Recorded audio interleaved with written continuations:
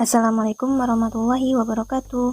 Halo teman-teman, saya Diana Fauzia, NIM 1914070026, kelas PGMIA, mata kuliah Metodologi Penelitian, akan menjelaskan materi mengenai analisis bab 2. Bab 2, Metodologi Penelitian. Pengertian dan pentingnya kajian pustaka. Kajian pustaka dapat diartikan sebagai suatu kegiatan yang mendalami, mencermati, menelaah, dan mengidentifikasi bahan kepustakaan.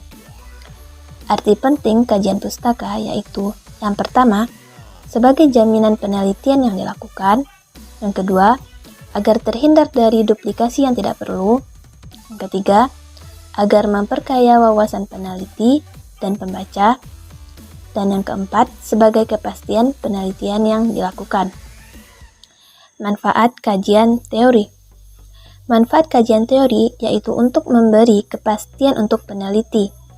Apakah masalah penelitian yang akan dikaji belum memperoleh jawaban secara tuntas, dan juga memperyakin peneliti bahwa karya ilmiahnya sudah memenuhi persyaratan metode keilmuan.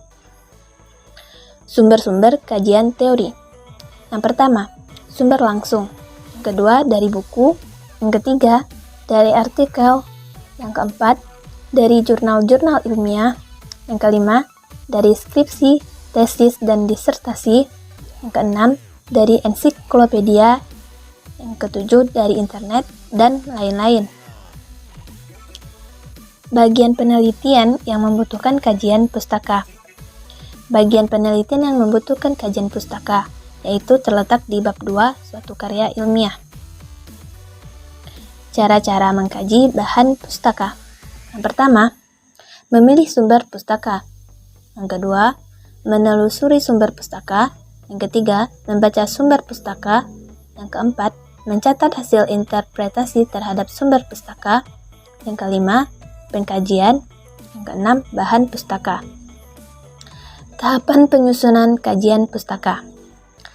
1. Melakukan identifikasi variabel secara eksplisit dalam rumusan masalah penelitian. 2. Siapkan folder-folder dalam komputer peneliti yang akan memuat nama dari masing-masing variabel. 3. Mulai melakukan pengkajian terhadap bahan kepustakaan. Fokuskan pada variabel terikat. Variabel dan indikator penelitian. Variabel adalah objek pengamatan, fenomena atau gejala yang diteliti.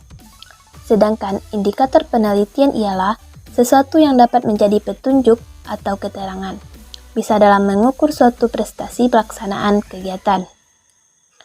Cara-cara menyusun kerangka berpikir. 1. Mengidentifikasi variabel penelitian dengan jelas. 2. Menguraikan hubungan antara satu variabel dengan variabel lainnya. 3. Menentukan hubungan variabel. Yang keempat, memberikan argumen teoritis mengenai hubungan antar variabel. 5. Menggambarkan kerangka berpikir dalam bentuk diagram skematis. Penelitian relevan. Penelitian relevan ialah suatu penelitian yang sudah pernah dibuat dan dianggap cukup relevan atau mempunyai keterkaitan dengan judul topik yang akan diteliti yang berguna untuk menghindari terjadinya pengurangan penelitian dengan pokok permasalahan yang sama. Cara penulisan penelitian relevan. 1. Mempertimbangkannya dengan penelitian yang lain. 2. Perlu menulis data-data dari sumber atau laporan hasil penelitian. Hipotesis. Hipotesis adalah sebuah prediksi mengenai kemungkinan hasil dari suatu penelitian. Salah satu fungsinya ialah sebagai pegangan dalam menentukan desain penelitian.